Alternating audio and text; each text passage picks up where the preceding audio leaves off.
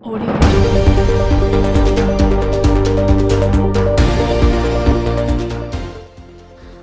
નગરી તરીકે ઓળખાતા બનાસકાંઠાના ડીસા પંથકમાં બટાટાના ભાવ તળિયે હોવાથી ખેડૂતોને મોટું નુકસાન વેઠવું પડી રહ્યું છે।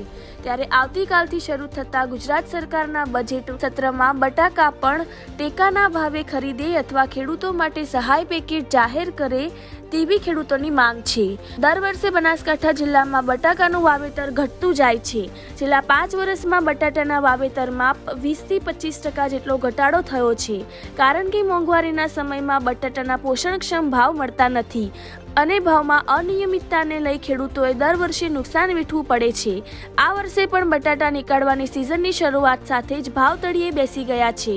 અત્યારે બટાટાના ભાવ 80 થી 100 રૂપિયા સુધી ચાલી રહ્યા છે અને તેમાં પણ વેપારીઓએ સિન્ડિકેટ કરી હોવાના કારણે ખેડૂતોના ખેતરોમાં બટાટા ખરીદવા માટે કોઈ વેપારી આવતું નથી।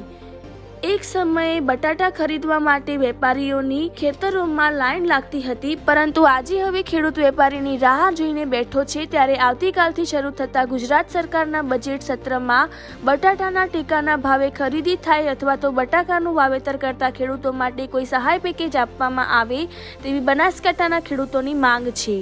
આ અંગે બટાટાનું વાવેતર કરતા ખેડૂત અગ્રણી હરિજી ઠાકોરે જણાવ્યું હતું કે દર વર્ષે ડીઝલ, ખાતર, બિયારણ અને વીજળીના ભાવ વધી રહ્યા છે।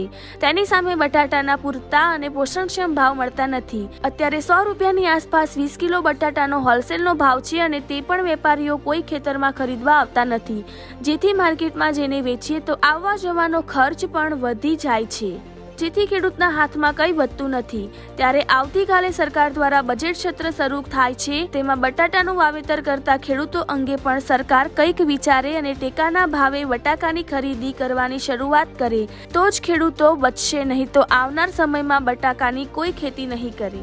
રિપોર્ટર રાજ ગજ્જર, બનાસકાંઠા।